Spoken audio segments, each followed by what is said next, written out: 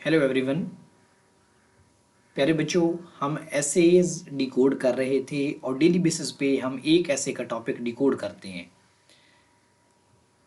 Lecture में आगे बढ़ने से पहले आपके लिए एक अनाउंसमेंट है। अनाउंसमेंट ये है कि अगर आप अपने एसेज को अवेलुएट करवाना चाहते हैं या आप हमारे ऐसे की लेक्चर सीरीज़ ज्वाइन करना चाहते हैं तो इस नंबर पर रब्ता कर सकते हैं। मैं और मेरी टीम आपके लिए 24/7 अवेलेबल है।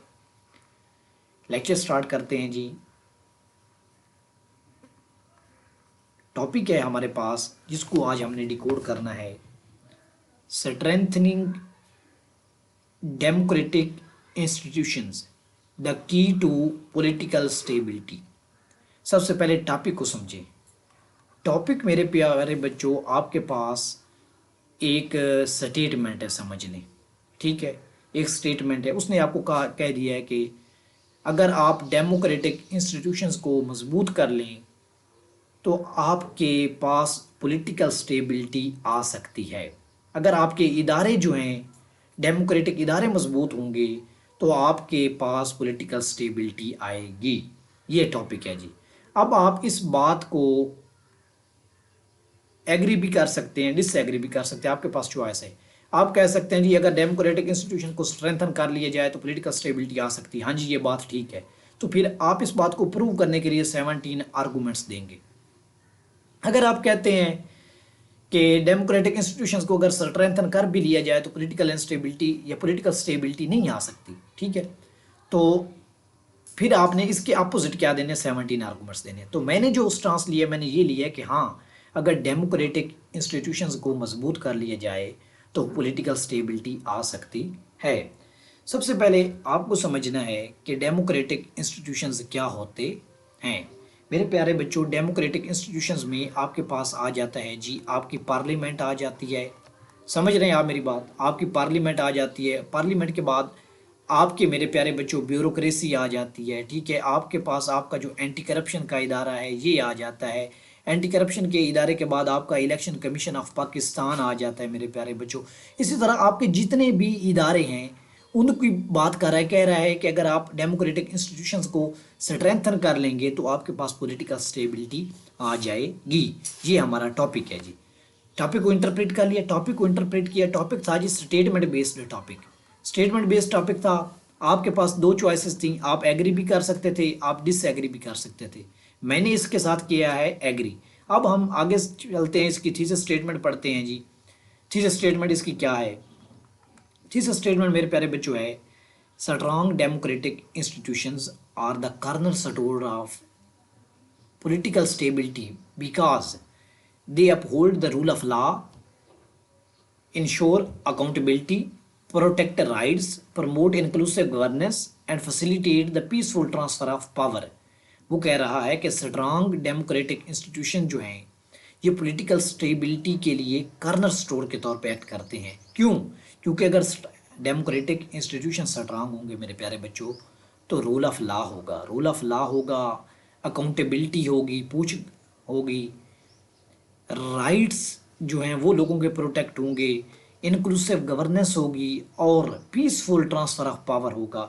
एक गवर्नमेंट से दूसरी गवर्नमेंट आएगी, दूसरी गवर्नमेंट से तीसरी गवर्नमेंट आएगी और वो हर जो गवर्नमेंट है वो अपना टेन्योर पूरा करके जाएगी। ठीक है, अब हमने पढ़ना है कि हाँ जी, डेमोक्रेटिक इंस्टीट्यूशन अगर स्ट्रांग होंगे तो पॉलिटिकल स्टेबिलिटी आएगी, बट कैसे? How strengthening democratic institution ensures political stability. अच्छा जी, सबसे पहला आर्गूमेंट मैंने दिया कि अगर आपके डेमोक्रेटिक इंस्टीट्यूशन में अगर जुडिशरी आपकी इंडिपेंडेंट होगी, and independent judiciary uphold the rule of law. अगर जुडिशरी आपकी इंडिपेंडेंट होगी तो रूल ऑफ लॉ आएगा। आपने हमेशा मेरे प्यारे बच्चों पेस्टल फार्मूला लगाना है आर्गूमेंट को जनरेट करने के लिए।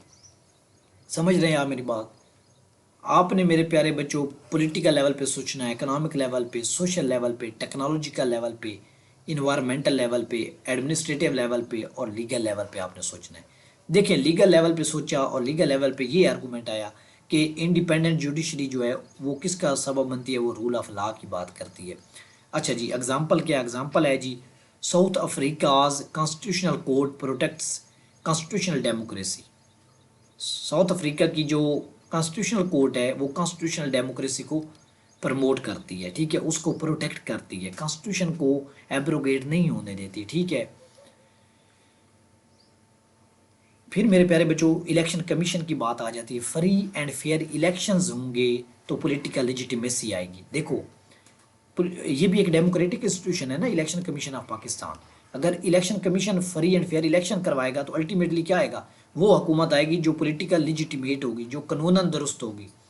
Peaceful democratic transition in Nordic regions, Nordic countries जो हैं उनमें पीसफुल डेमोक्रेटिक ट्रांजिशन किसकी वजह से होती है, क्योंकि वहाँ पे इलेक्शन कमीशन जो है, जो कि एक डेमोक्रेटिक इंस्टीट्यूशन है, वो स्ट्रांग होता है। नेक्स्ट मेरे प्यारे बच्चों, a strong parliament promotes representative governance. एक मजबूत पार्लियामेंट जो है वो एक रिप्रेजेंटेटिव गवर्नेंस को प्रमोट करती है। एग्जांपल क्या है जी, UK parliament's committee system. UK की जो पार्लियामेंट है या जो उसका पार्लियामेंट कमेटी सिस्टम है वो किसको प्रमोट करता है, रिप्रेजेंटेटिव गवर्नेंस को। पार्लियामेंट में क्या होता है, पार्लियामेंट में मेरे प्यारे बच्चों जुगाड़ नहीं चलता है। पार्लियामेंट एक इलेक्टेड मेंबर्स आए होते हैं, लोगों ने उन्हें इलेक्ट किया होता है, और उससे क्या होता है, रिप्रेजेंटेटिव गवर्नेंस आती है, वो लोगों के नुमाइंदे के तौर पर एक्ट करते हैं।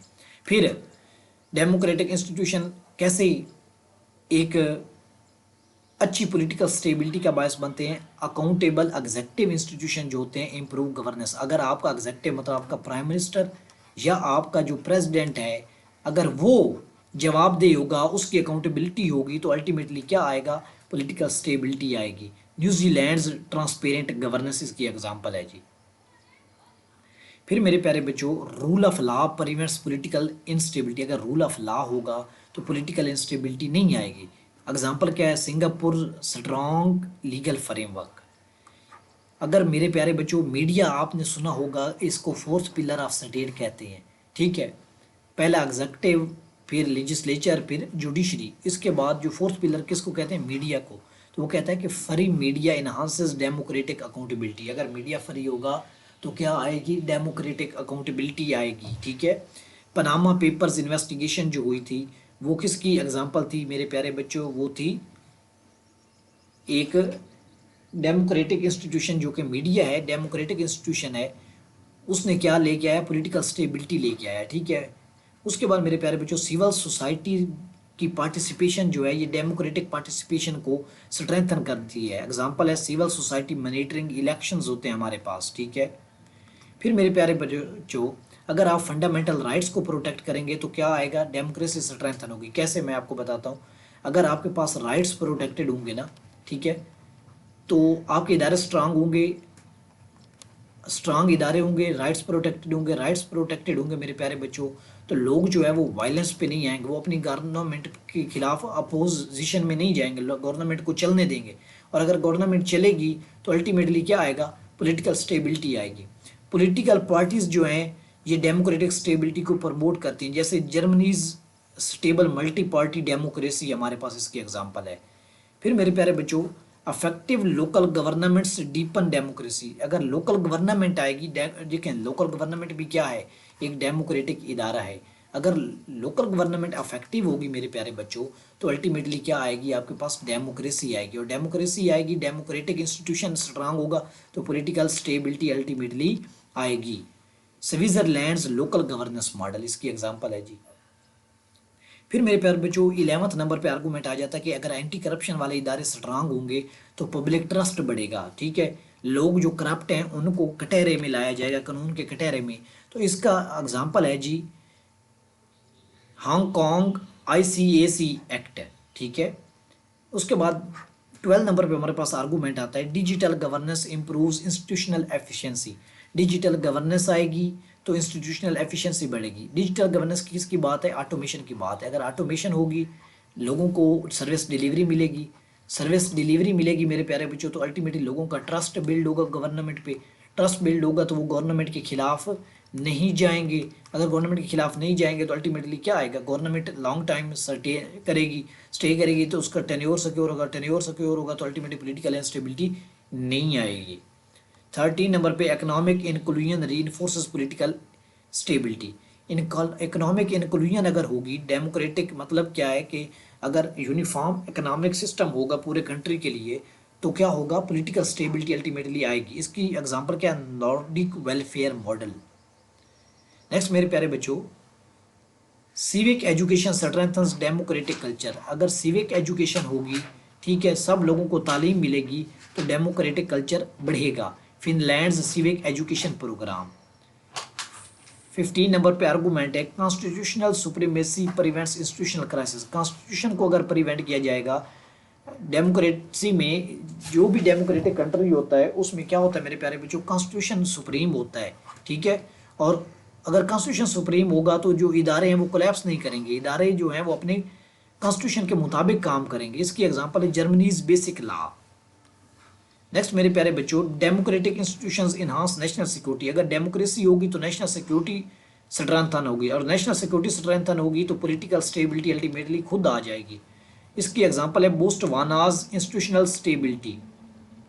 नेक्स्ट मेरे प्यारे बच्चों, 17 नंबर पे आर्गूमेंट है कि institutional resilience ensure sustainable political stability. वो कह रहा है कि अगर इदारे मजबूत होंगे, इदारे जो हैं वो डेमोक्रेटिक होंगे, इदारे जो हैं वो करप्ट लोगों के खिलाफ खड़े होंगे तो सस्टेनेबल पॉलिटिकल स्टेबिलिटी आएगी। मतलब क्या है कि लॉन्ग टर्म पॉलिटिकल स्टेबिलिटी आएगी, अब भी आएगी, फ्यूचर में भी आएगी। एग्जाम्पल क्या है, कनाडाज इंस्टीट्यूशन ड्यूरिंग कोविड-19 था, लेकिन कनाडा के जो इदारे थे इन्होंने क्या शो की, इंस्टीट्यूशनल रेजिलियंस शो की, उसकी वजह से क्या हुआ, सस्टेनेबल पॉलिटिकल स्टेबिलिटी आई। लास्ट पे आपने किस कैडर देना है, कंक्लूजन का।